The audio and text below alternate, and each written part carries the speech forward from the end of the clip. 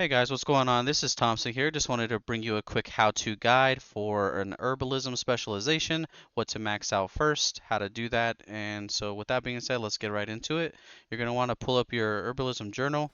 The first thing and main thing you want to look at is botany. There's two reasons why you would go Bountiful Harvests first. Those reasons would be if you have a Sky Golem mount or you have a Druid Gatherer. That gives you the ability to herb while mounted. If you don't have those two options, then you're going to want to maximize botany first with your first 40 points because that will give you the ability to herb while mounted.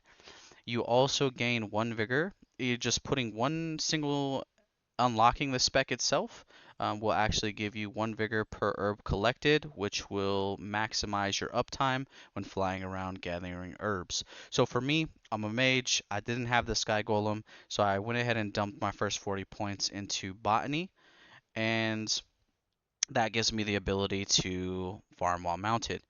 The next 40 points that you're going to want to spend is going to be Bountiful Harvests because this gives you the most bang for your money.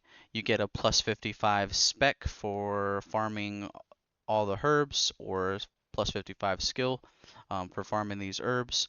And then it'll allow you to break down your herbs. So quality 1 materials you can upgrade to tier 2, and then tier 2 you can upgrade to tier 3.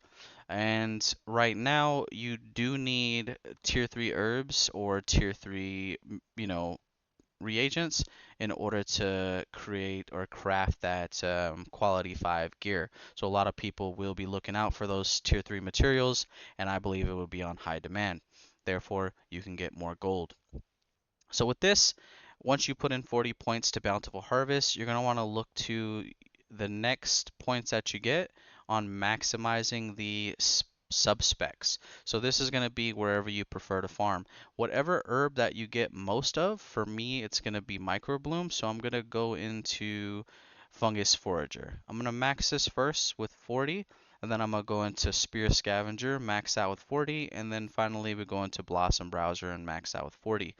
This will increase the yield for that herb that you gather, and then it'll also increase your lotus potential or the percentage that you'll get lotus, the null lotus. So it is a win situation where you're able to gain increased mats, increased herbs, as well as no lotus. So obviously bigger profits. And a big thing that you want to do as well, you want to actually unlock each subspec for botany. It just gives you a little bit extra. It learns the process.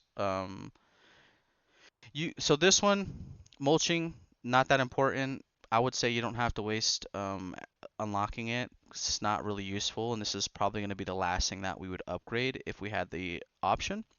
But you do want to go ahead and go cultivation because this one actually allows you the ability to get verdant seeds, which you can plant in the farm in Hollowfall, which gives you an increased yield of resources, and we'll make another video for that.